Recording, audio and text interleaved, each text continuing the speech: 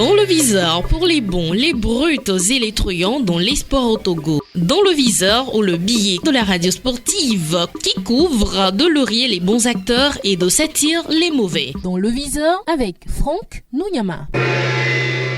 Il a seulement fallu un match amical pour que visiblement les éperviers renouent avec la chaleur de leurs supporters. Il a seulement fallu une victoire contre le Sili national de la Guinée pour redonner confiance aux fanatiques de la sélection nationale. Parce que cela faisait longtemps, même très longtemps, une éternité même, que les éperviers n'avaient pas connu de victoire. Une histoire qui a tendu l'ambiance entre l'équipe nationale et ses supporters. La dernière victoire des éperviers remonte en effet au 10 septembre 2009 contre les Comores, soit bientôt 2 ans. Toute une vie pour retrouver le chemin de la victoire. En dominant justement le Sili national de la Guinée 2-0 sur un doublé de Fodo Kodjo Laba, dont le dernier but en sélection remonte au 18 novembre 2018 face à l'Algérie. Tout le monde rit désormais. Après l'ère Claude Leroy marquée par des grincements de dents, des déceptions et parfois même de la colère, l'ère du sorcier blanc est peut-être déjà en train de rentrer dans les oubliettes. Avoir cette palette de réactions après la victoire de Jen Dakonam et de ses coéquipiers, on sent que les inconditionnels des éperviers n'ont pas attendu longtemps pour redonner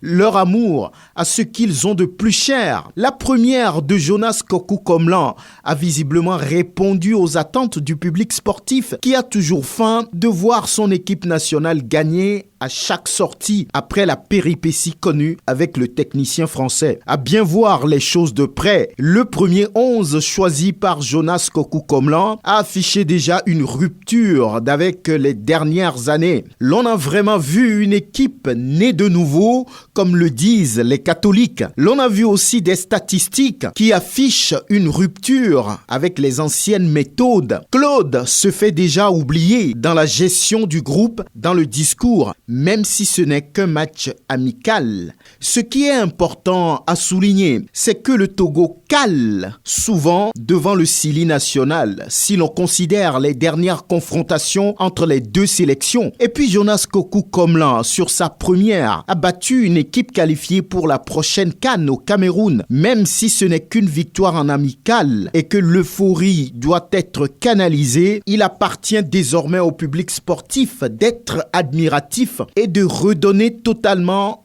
son soutien à son équipe nationale, car le chemin reste encore long. Au total, ce stage à Antalya en Turquie, au-delà de tout ce qu'on peut dire, aura relancé une sélection nationale au fond du trou. Atout non négligeable qu'un tel stage pour redonner vie à un groupe complètement perdu, explique un observateur du football national. Et apparemment, le nouveau slogan « Tous ensemble avec les éperviers » est en train de prendre. À très bientôt.